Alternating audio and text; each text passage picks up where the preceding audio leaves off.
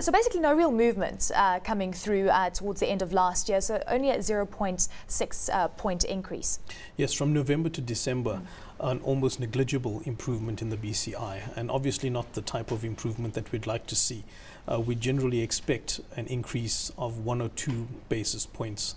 Fractions of a point are really not acceptable at that time of year, where seasonal factors should have kicked in to boost business sentiment, greater activity amongst consumers in terms of consumer confidence, and we should have seen a combined positive effect towards the latter portion of 2010. That should have been supported by a lead up in the course of the year, and that is why we also did a quarterly assessment of the BCI from the end of 2009 to the end of 2010. And what we found that although the BCI had improved by only roughly 2.5 points over the year, there was a gradual trend towards improvement in the course of 2010. Made it difficult to understand and read at times, but it's reassuring to see that on a quarter-on-quarter basis, there was a trend in the positive direction, and we hope that that trend is sustained into 2011 on a more stronger footing than we've seen in 2010. And of course, you're alluding to the third quarter number of 86.6 and fourth quarter 86.8. So still a marginal improvement, but still trend towards the upside. When you look at what happened on the equity front and economic front between November and December, there was still a lot of concern coming through again from the Eurozone, worries about inflation in China and also tightening there. How did all these factors then feed into the fact that we had a relatively flat number from November to December? Well, the two issues that we've been punting ad nauseum in interpreting most of our model data is the fact that South Africa's recovery is strongly dependent on international trade and greater participation in international trade, and consistency of economic policy domestically, and taking economic policy in a direction that's more favorable to foreign interest than we've seen in the past.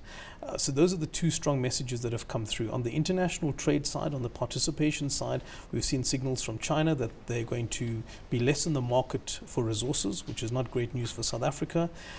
We continue to find mixed signals from the US of failure to establish a strong positive trajectory, and this is obviously disturbing.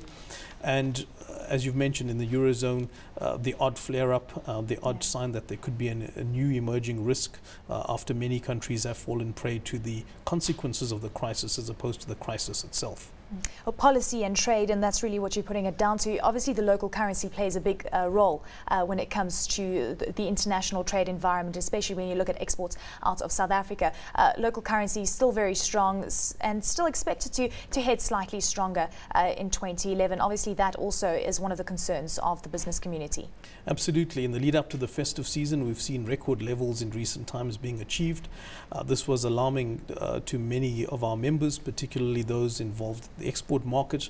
But within our membership, we have a balance of importers and exporters, and we've been advising the importers to take advantage of the stronger rand to retool and strengthen operations for a recovery that's hopefully approaching on a stronger basis than we've seen. There have been some efforts to intervene on a very low level to try to weaken the rand. There have been some endeavors in that regard. We're not too optimistic that as a small economy we can actually intervene to weaken the rand.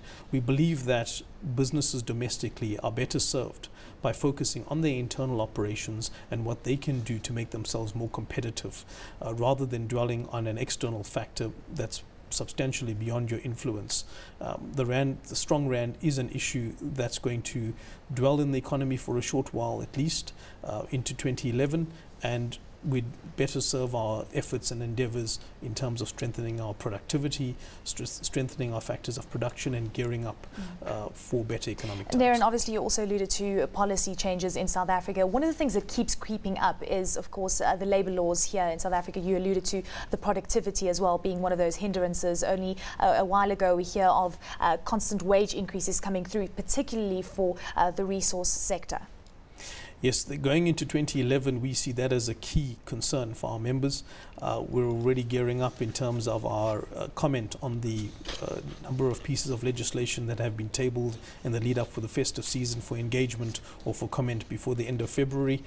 This is an issue of huge concern, and we think that the business community needs to take it fairly seriously, and so do our partners in the economy, Labour.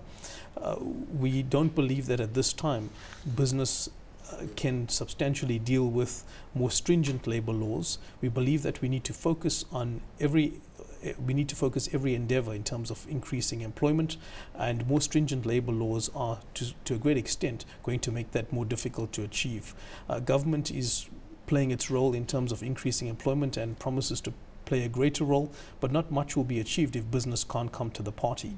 There's definitely a realization amongst our members in the course of 2010 that the address of the unemployment challenge lies in their hands, and we don't need a more stringent labor environment to undermine any intent to bring about improvements. Business confidence for the month of January, what are you expecting? We've also heard a lot of concerns that Eskom could become another problem in 2011. Do you think things like that will start feeding through into business confidence?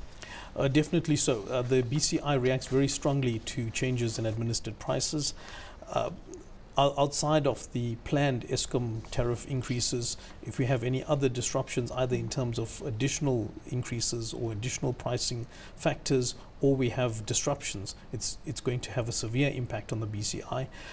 Foreign investors, as we've seen in many occasions, do look very carefully at the continuity of electricity supply when making investment decisions in terms of South Africa, and one has to pay very careful attention to how we manage those risks and perceptions.